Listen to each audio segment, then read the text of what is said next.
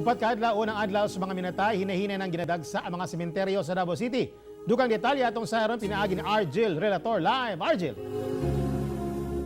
Text, aron dili na makipagsabayan pa sa dagsa sa mga tao sa adlaw sa mga minatay sa sementeryo. Karon pa lang pipila ka mga Davaoenyo ang nibisita na sa Wireless Cemetery.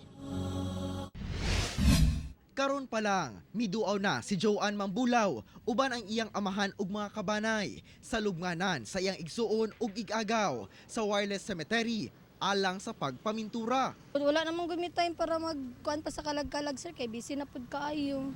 Taliwala sa kainit sa panahon, gipili sab niining si Nanay Angela Serra nga mamintura na sa lubnganan sa iyang mga ginikanan. Karon pa lang, sanglit gibawal na sab ang pagpamintura sugod petsa 31. Bawal naman gud sa 30 nga magpintura. So last day man nilang deadline karon na para magpintura. So karon na lang mi nag-anhi.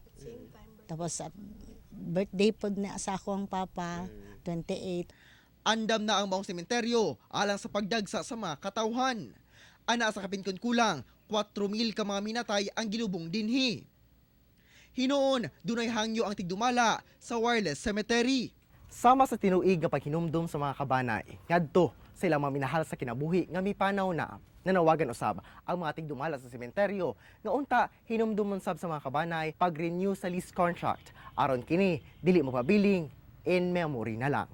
Total barato raman ang tuig 220 per year. Kaya lang ato mga past due accounts na wala pa nakabayad sila, naadyo siya certain penalties na impose sa city government. Samtang gipanawagan sab ang mga kabanay sa mga unclaimed remains nga mobisita sa ilang opisina alang sa pagproseso sa mga bukog nga mabalhin sa ossuary building.